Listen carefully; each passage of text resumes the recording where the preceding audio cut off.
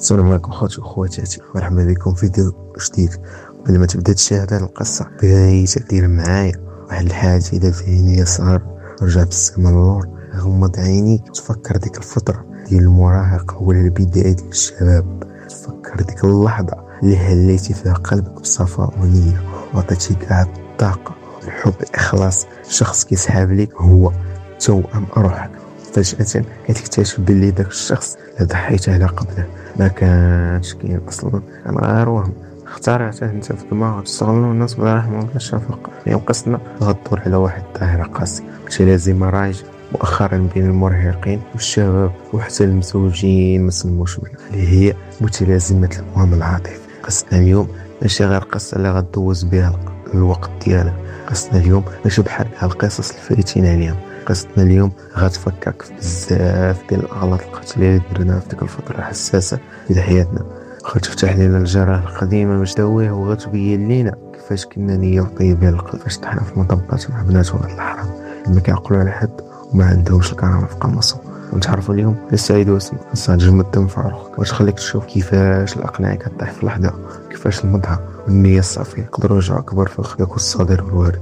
لا الدراري والدريات جيبوا معكم شي كاس ديال القهوه مقاد، الكاس ديالها تاي من هنا، طفيو الضوء وبداو الصوت مزيان وركزوا معايا في كل كلمه وكل تفصيله، حيت هاد القصه غتقيس وغتفيق كل واحد فينا من العناء العاطفي.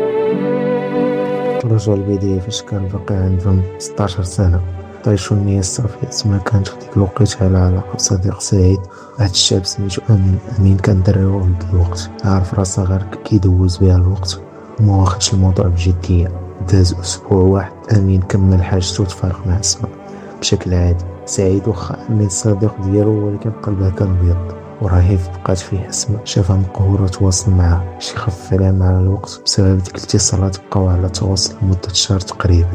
هنا بدات المشاعر كتحرك، تعلقوا ببعضياتهم بزاف وبقاو بعضياتهم. سعيد واسماء ولاو رسمين في علاقة. سعيد كان كيشوف راسه هو المنقذ والولد الشام اللي غيحميها.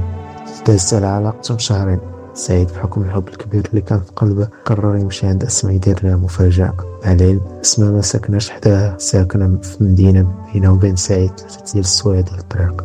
سعيد قطع مسافة وصل لمدينته وهو عارف الحي ديالها فين ساكنة. بقى كيدوز وكيدور تماك في الدرب كيتسنى، وفجأة كيتفاجأ بأسماء واقفة مع واحد خونا سميتو وليد. سعيد الغيرة شالات فيه العافية، قرب عندهم وقال لها شكون هذا. اسماء تصدمت وقالت لي سعيد شنو كدير هنايا.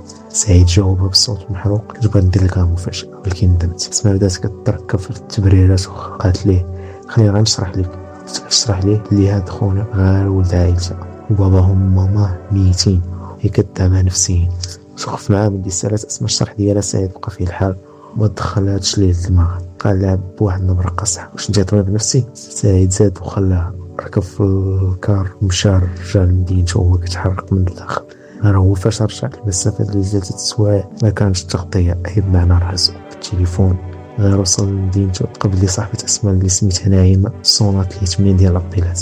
سعيد جاوب نعيمة ولقاها كتقول ليه بواحد الخوف. سعيد راه اسمها في السبيطار، طاح سخفانة في الدرب وراه مشيت. سعيد تنادم مع الحال بزاف وحس بالذنب حيت غوت على اسماء قصى عليها، ولكن بيناتنا الدراري والدريات راه اي راجل الا ما غارش على حاجه شويه ينتمي لمعشر الرجال.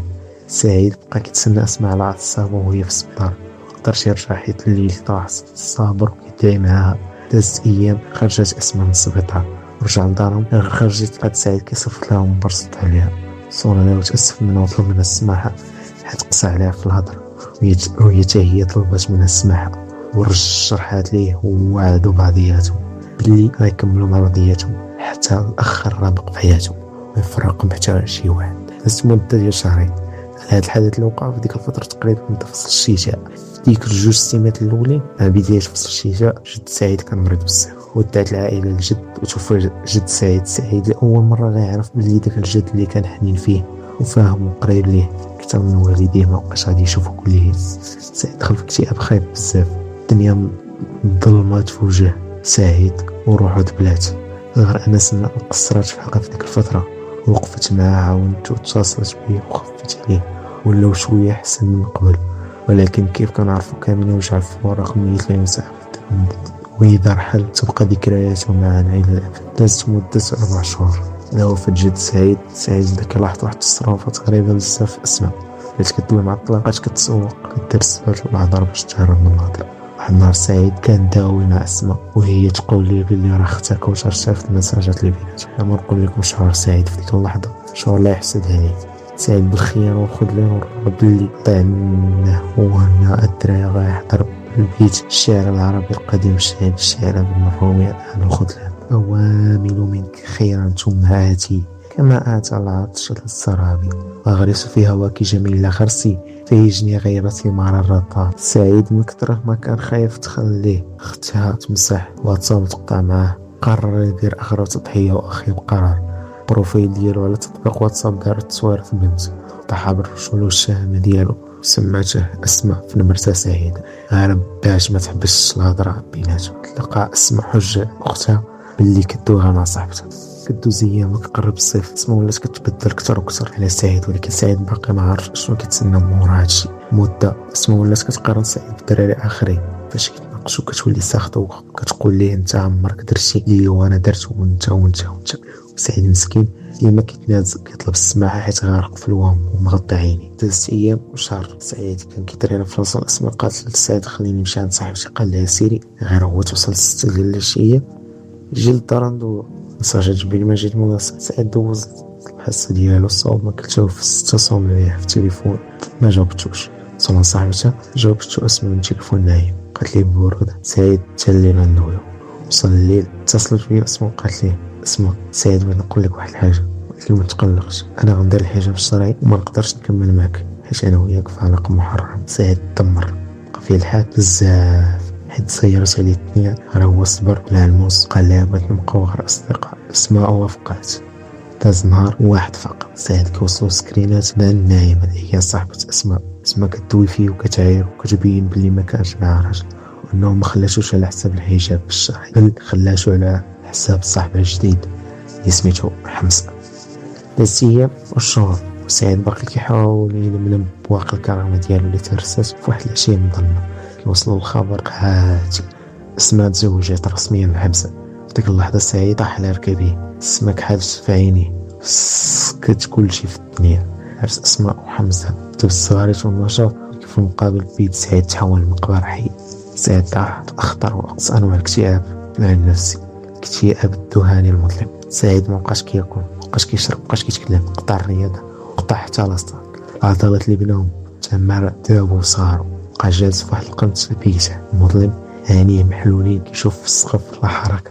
عقله بدا كيدير ليه هلاوة السمعية والبصرية، كيسمع الصوت ضحكات اسماء مع حمزة، كيشوف صورته في المراية كتمسخر عليه وكتقول ليه بلي ضحيتي برجولك ورجعت سعيد وفي الاخير بعتك بحمزة. سعيد كره راسه، كره العالم، بقى غارق في ديك الظلمة النفسية.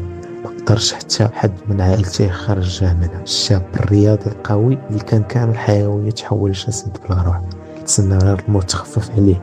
هاد العذاب الرهيب اللي عاشوا على قبل البنت باعته بالرخيص. خوتي وخواتاتي، هذه هي النهاية الحزينة والمؤلمة ديال سعيد كان ضحية ديال متلازمة الوهم العاطفي، أساس إشكالها تعلق المفرط بالوهم. سعيد ما بكاش تعلق المفرط بالوهم. سعيد ما كانش كيبغي إنسان واقعي، كان كيبغي غير صورة خيالية صاوبة هو في دماغه وغمض عينيه على كاع العلامات الحمراء اللي معنى الريد فلاك. فقدان الذات اللي كتوصل للضحية بكرامتك وبطاقتك الشريفة وتغيير اسمك السعيدة غير باش تبقى قريب عليك، وانت راه كتكون حكمتي على راسك بالاعدام النفسي.